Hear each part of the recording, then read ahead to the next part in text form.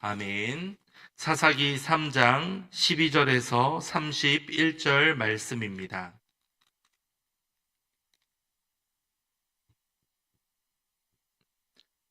사사기 3장 12절에서 마지막 31절 말씀입니다.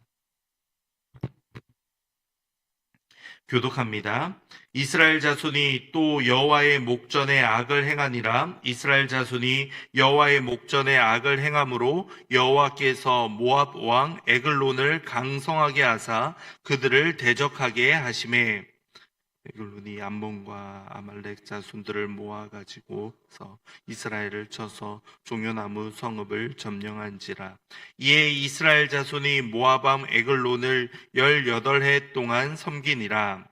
이스라엘 자손이 여호와께 부르짖음에 여호와께서 그들을 위하여 한 구원자를 세우셨으니 그는 곧 베냐민 사람 게라의 아들 왼손잡이 에웃이라. 이스라엘 자손이 그를 통하여 모압 왕 에글론에게 공물을 바칠 때 에웃이 길이가 한 규빗 되는 좌우에 날선 칼을 만들어 그의 오른쪽 허벅지 옷 속에 차고 공물을 모압 왕 에글론에게 바쳤는데 에글론은 매우 비둔한 자였더라. 에웃이 공물 바치기를 마친 후에 공물을 메고 온 자들을 보내고 자기는 길갈 근처 돌 뜨는 곳에서부터 돌아와서 이르되 왕이여 내가 은밀한 일을 왕에게 아뢰려 하나이다 하니 왕이 명령하여 조용히 하라 하매 모셔 선 자들이 다 물러간지라. 에웃이 그에게로 들어가니 왕은 서늘한 다락방에 홀로 앉아 있는 중이라. 에웃이 이르되 내가 하나님의 명령을 받들어 왕에게 아뢰 일이 있나이다 하매 왕이 그의 좌석에서 일어나니 손을 뻗어 그의 오른손 허벅지 위에서 칼을 빼어 왕의 몸을 찌르매 칼자루도 나를 따라 들어가서 그 끝이 등 뒤까지 나갔고 그가 칼을 그의 몸에서 빼내지 아니하였으므로 기름이 칼날에 엉겼더라. 에웃이 현관에 나와서 나무들 뒤에 닫아 잠그니라. 에웃이 나간 후에 왕의 신하들이 들어와서 다락 문들을 잠겼음을 보고 이르되 왕이 분명 서늘한 방에서 그의 발을 가리우신다 하고 그들이 오래 기다려도 왕이 다락 문들을 열지 아니하는지라. 열쇠를 가지고 열어본즉 그들의 군주가 이미 땅에 엎드려 죽었더라. 그들이 기다리는 동안에 에웃이 피하여 돌 뜨는 곳을 지나 스이라로 도망하니라. 산지에서 나팔을 불매 이스라엘 자손이 산지에서 그를 따라 내려오니 에웃이 앞서가며 그들에게 이르되 나를 따르라. 여호와께서 너희의 원수들인 모압을 너희의 손에 넘겨주셨느니라 하매 무리가 에웃을 따라 내려가 모압 맞은편 요단강 나루를 장악하여 한 사람도 건너지 못하게 하였고 양 10,000명을 죽였으니 모두 장사요 모두 용사라. 한 사람도 도망하지 못하였더라. 그날에 모압이 이스라엘 수하에 굴복함에 그 땅이 80년 동안 평안하였더라. 에웃 후에는 아나세 아들 삼갈이 있어 소모는 막대기로 블레셋 사람 600명을 죽였고 그도 이스라엘을 구원하였더라. 아멘. 사사기에는 총 12명의 사사가 등장합니다.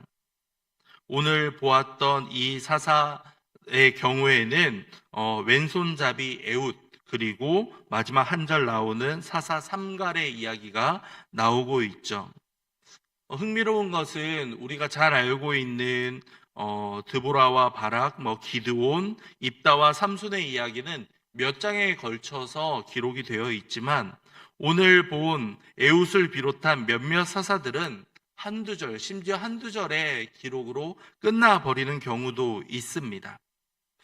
여러 가지 상황들을 보았을 때 이들이 하는 역할들이 다르고 뭔가 차이가 있었다라기보다는 그들의 상황에 따라서 이야기가 형성되고 그리고 초반부에 나오는 사사들의 모습이 후반에 나오는 사사들보다 더 모범적이라는 것을 보시면 그 부분들을 이해할 수 있을 겁니다.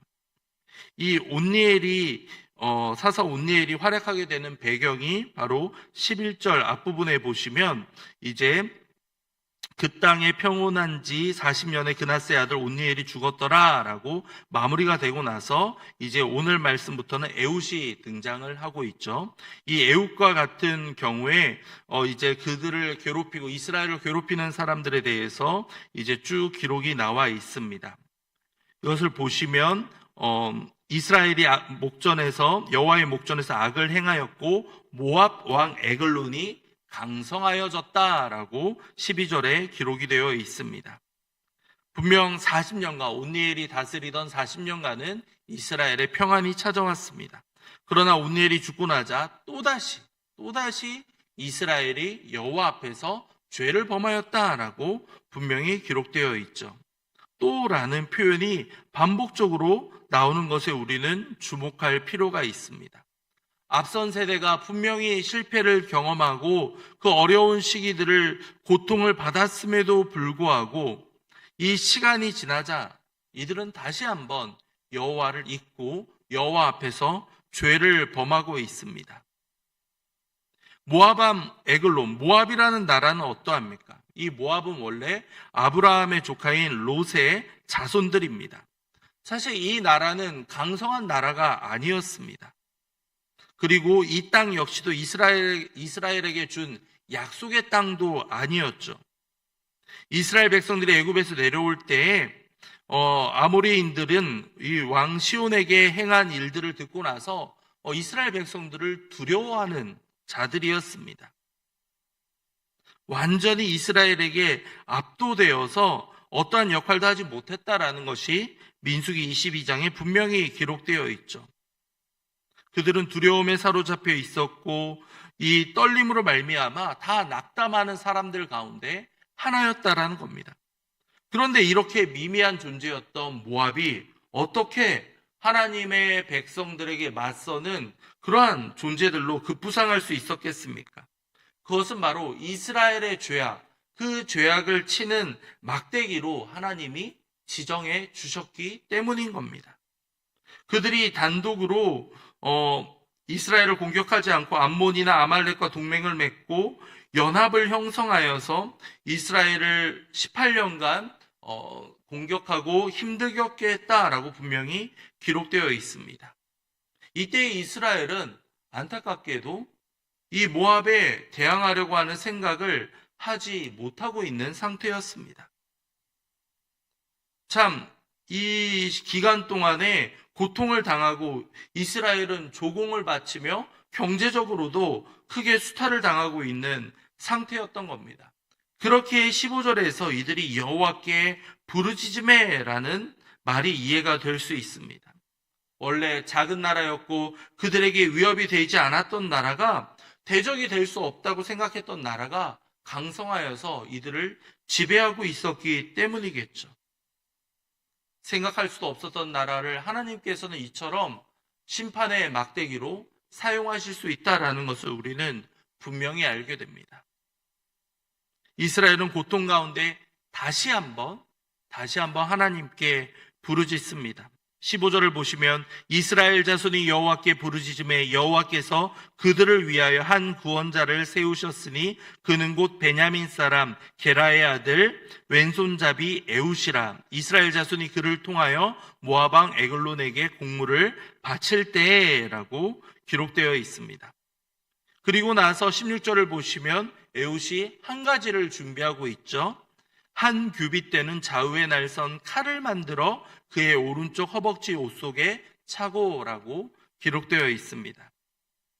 많이 들어보셨겠지만 이 왼손잡이다라는 표현은 그가 특별히 왼손을 잘 썼다라기보다는 당시 사회적인 상황들을 보았을 때 그가 오른손을 제대로 사용하지 못하는 장애를 가지고 있는 사람이 아니었을까라고 많은 학자들이 해석을 합니다. 왜냐하면 오른손을 쓰지 못하는 사람이라는 표현으로도 그 이름을 해석할 수 있기 때문인 것이죠. 베냐민이라는 이름은 무엇입니까? 오른손의 아들이라는 뜻을 가지고 있습니다. 그런데 이 오른손의 아들이 오른손을 사용하지 못하고 있던 겁니다. 그가 왼손으로 이렇게 표현되어 있다라는 것은 결국에는 정말 이 왼손을 통하여서 어떻게든 자신의 일을 이루려고 하는 노력과 여러 가지 상황들이 다 묻어나오고 있다라고 볼 수 있는 대목입니다. 왼손잡이 사사, 장애를 안고 있던 이 사사가 오른쪽 다리에 칼을 숨기고 모압 왕 에글론을 찾아갑니다. 한 규빗이었다라고 하면 이제 45cm 정도 되는 길이의 칼을 허벅다리에 이제 숨기고 나아갔던 것이죠. 그리고 순간이 다가왔을 때 그는 과감하게 칼을 꺼내어 왕의 몸을 찔렀다라고 기록되어 있습니다. 얼마나 세게 찔렀는지 그 칼이 등 뒤에까지 닿았다라고 성경은 기록하고 있습니다. 에글론 왕은 비둔한 자였고 그 자리에서 기름이 엉기었다라고 기록이 되어 있죠. 이 모습들을 통해서 이후에 에훗은 과감하게 이스라엘 군사들을 일으킵니다. 28절과 29절을 보시면 이르되 나를 따르라 여호와께서 너희의 원수들인 모압을 너희 손에 넘겨주셨느니라 라고 하고 있고 그때 모압 사람 약 10,000명이 죽었다라고 기록하고 있습니다. 한 사람도 이 요단강 나루를 건너지 못하였다라고 완전히 철저한 승리가 이렇게 기록되어 있습니다. 여호와께서 너희 대적을 너희의 손에 넘겨주셨다라는 표현, 가장 크게 승리하게 하셨다라는 것을 우리는 알게 됩니다. 백성이 범죄할 때 이 모압이라는 미미한 나라를 일으켜서 이스라엘을 깨닫게 하셨던 것이 바로 우리 하나님이십니다. 그런데 하나님의 도구로 심판의 막대기로 사용하신 이후에 이스라엘 백성들이 다시 한번 하나님께 부르짖으며 하나님의 도움을 구하였을 때 하나님께서는 연약한 에훗이라는 사람을 통해서도 그의 나라를 지켜주셨다라는 것에 우리는 주목할 필요가 있습니다. 우리의 죄가 아무리 무거울지라도 우리가 전심으로 주님 앞에 회개하며 나아갈 때 하나님께서는 우리에게 자비를 베풀어 주십니다. 하나님은 그런 분이십니다. 변함없으시며 약속을 지키시고 우리를 끝까지 지켜주시는 분이다라는 것을 우리는 알게 됩니다.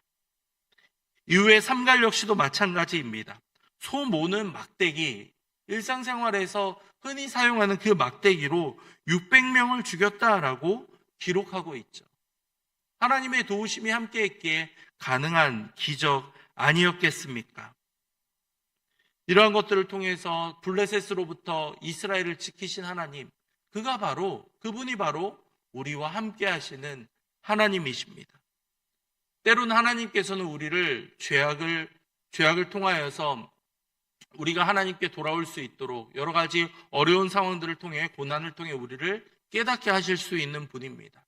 그 기간을 누군가를 원망하거나 왜 나에게만 이런 고난이? 라고 생각할 것이 아니라 이스라엘 백성들이 보여주었던 모습과 같이 우리 자신을 되돌아보며 우리를 점검할 필요가 있지 않겠습니까?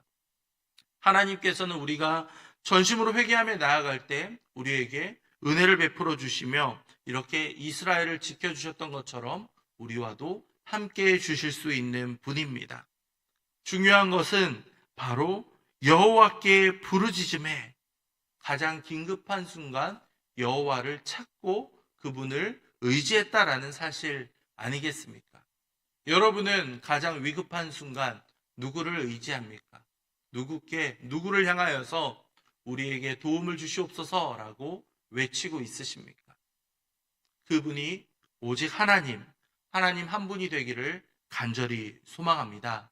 여러분을 어려움으로부터 이끌어 주시고 인도해 주실 분, 영원히 지켜 주실 분은 우리 하나님밖에 없습니다. 연약한 사사들을 통해서도 하나님 나라를 이루어 가시며 지켜주신 하나님은 지금 이 순간에도 우리와 함께하고 있으십니다. 그분의 그 놀라움을 함께 경험하며 그분 앞에 모든 것을 아뢰고 또한 은혜를 경험할 수 있는 저와 여러분이 되기를 간절히 소망합니다. 이 시간 말씀을 생각하며 함께 기도할 때 교회 학교 여름 행사를 위해서 함께 기도해 주시기 바랍니다. 유아유치부와 초등부, 중고등부, 청년부에 이르기까지 여름 성경학교와 여름 수련회를 통하여서 우리의 다음 세대가 하나님의 은혜를 꼭 경험할 수 있도록 아버지 인도해 주시옵소서. 함께 기도하겠습니다. 준비하는 모든 과정과 상황 가운데 하나님 은혜 베풀어 주시옵소서. 함께 기도하도록 하겠습니다. 이어서 기도할 때에는 우리가 협력하고 있는 국내 협력교회와 기관 그리고 해외 선교사님을 위해서도 함께 기도해 주시기 바랍니다. 여러 상황 가운데에서 또한 주님의 사명을 듣고 감당하는 모든 이들에게 하나님 은혜 베풀어 주시옵소서. 여러 가지 경제적인 어려움과 여러 가지 환경적인 어려움들로부터 하나님 이들을 굳건히 지켜주시며 하나님의 은혜를 사모할 수 있도록 도와주시옵소서. 함께 기도해 주시기 바랍니다. 이어서 연로하신 어르신들과 환우들을 위해서도 함께 기도하겠습니다. 주님, 하나님의 도움을 기다리며 하나님을 찾는 이들에게 은혜 베풀어 주시옵소서. 함께 기도하도록 하겠습니다. 마지막으로 기도할 때에 우리 담임 목사님 영육간에 강건하게 붙잡아 주시며 성령 충만함을 더하여 주사 모든 사역을 능히 감당하도록 주님께서 지켜 보호해 주시옵소서. 함께 기도하신 이후에 각자의 기도 제목으로 기도하도록